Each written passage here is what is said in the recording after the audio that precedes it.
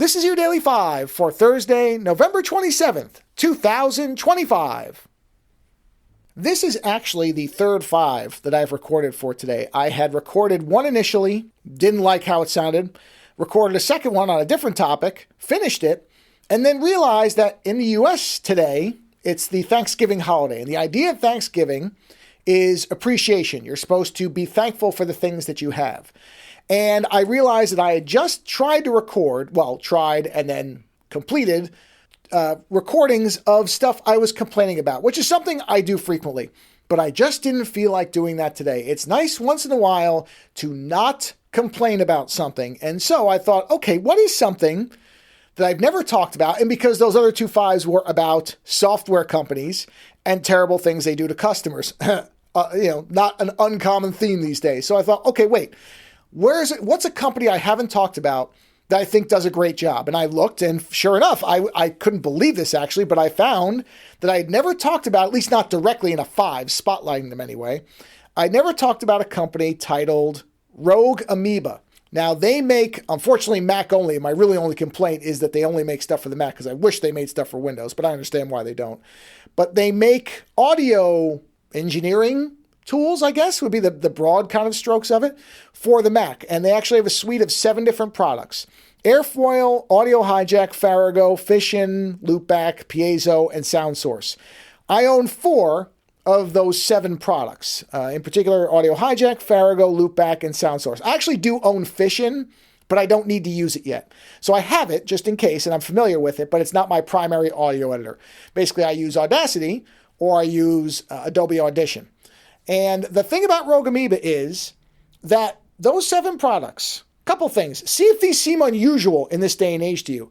Of those 7 products, you do not have to buy them all. If you only want to buy, say, 4 of them, you can do that.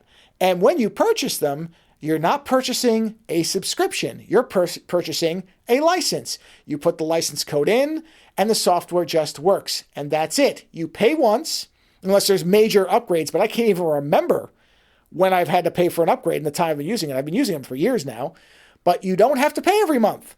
You're not being pestered for upgrades. You're not being notified every time there's an upgrade that, hey, you could buy the rest of our products for only this much money. There is no pestering. There are no upsells. There is no backdoor software that's trying to be installed, unlike, say, Audacity now.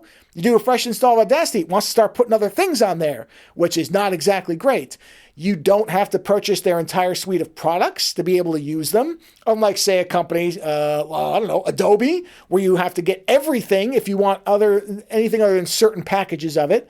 Also, and this is a minor thing for some people, but the products are actually beautiful to use. They're well designed. They look good. They are intuitive. Now, don't get me wrong. For a lot of people, the tool's function is more important than how it looks. Audacity is not the prettiest app around, but it does work for what you need it to work. But it is nice. It is nice to have a product that is both powerful and pretty to look at. You can have both things, and when you actually get them, it's pretty nice. So I want to make sure I compliment the fact that these are actually pretty products.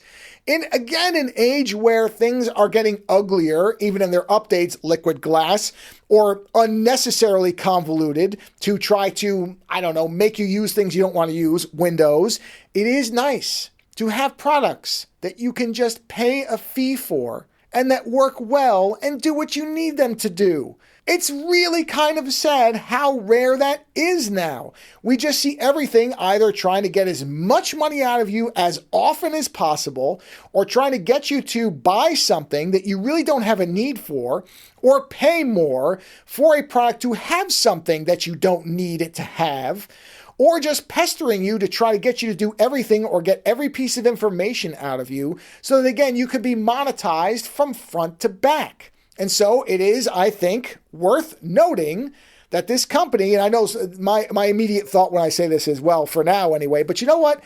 In the same way that you shouldn't buy products on future promises, I cannot condemn a company for something it has not done yet and may never do.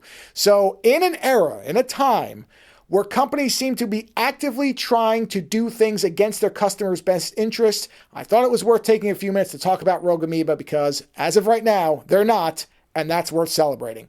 Later.